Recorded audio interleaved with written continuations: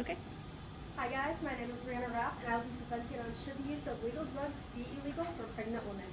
And this topic really came up with the pro-choice and pro-life argument, especially in the recent controversy in our political and legislation decisions.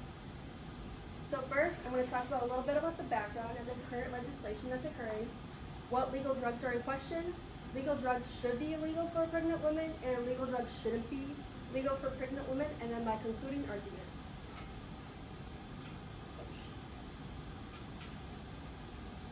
Okay, so about the legislation.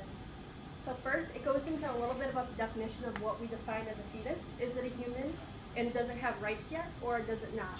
Infant is considered a human. A lot of people will classify it as child abuse because it does, in some cases, have harmful effects on the fetus. And I'm going to be talking about the illegal drugs that are common among childbearing age women, as well as some of the states that actually persecuted women who consumed an illegal drug. And those states were Tennessee, Alabama, and South Carolina. So first, the legal drugs in question. So I'm going to talk about caffeine because it's common among a lot of pregnant college students and like a lot of women around this age. Marijuana, because in recent debates, more states are legalizing this, and there's a lot less research that entails on what effects it necessarily has. Alcohol, because most women who are pregnant are usually among the consumption age, and it's common among like young adults, and also nicotine. So first, legal drugs shouldn't be legal for a pregnant woman. So I'm going to talk about the effects of these legal drugs on a fetus, and then is the fetus considered a human being with rights? And in this first argument, I'm going to say yes, it is.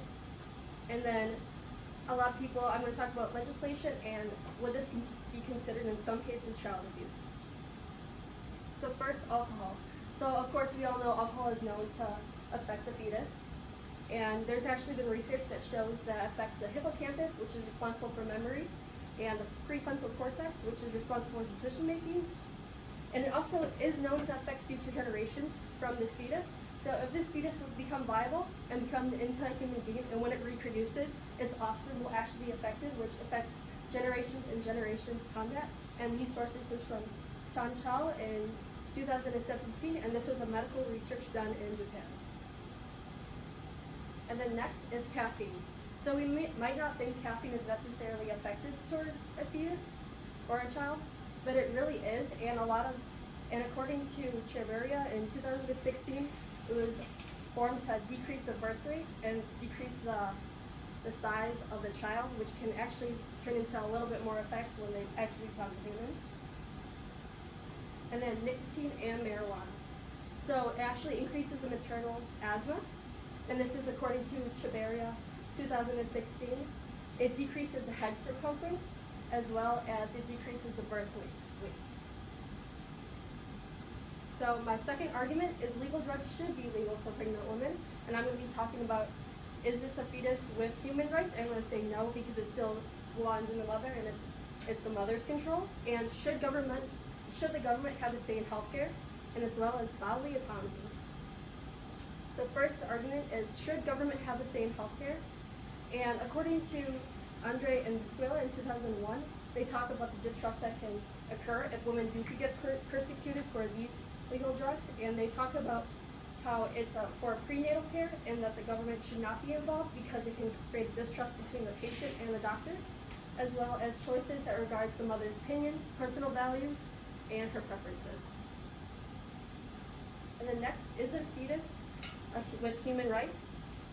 And so a lot of people, there's this concept called ensoulment, and according to Dubois in 2009, he classifies ensoulment as 16 weeks.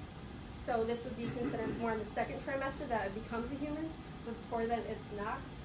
And this ensoulment is a common topic within religion debates, like within the Catholic and a lot of other religions.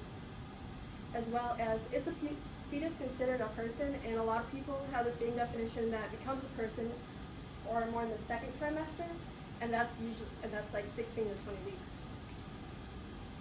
And then bodily autonomy. So bodily autonomy is the ownership of what happens to your own body, and why should the government be involved when it comes to this? If they were really concerned about protecting women and our future generations, then they would have different laws that actually protect them before they get pregnant, as well as female and male. And according to Hiswela in 2018, cannabis consumption was actually known to decrease the effect of sperm mobility in men who consume it at a young age. And this can actually affect generations on their reproductiveness. And if they become, and when they do choose to have children, it will become harder and it will affect more than themselves at this point. And my concluding argument is that government has no place in healthcare. Politicians should not be making decisions about a person's body if they do not have a medical degree. And persecution of a pregnant woman who uses these illegal drugs will create a distrust between the doctors and the patient. And in this case, that can actually be more harmful for the child's life, because in my opinion, at least I define it as a fetus, and if we consider the fetus, then the woman should be getting as much care and as much help as possible.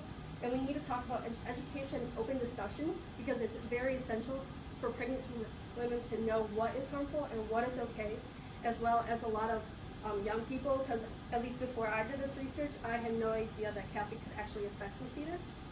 As well as the goal is to protect future and current generations, and charging women will do the opposite and create even more of distrust in the medical community.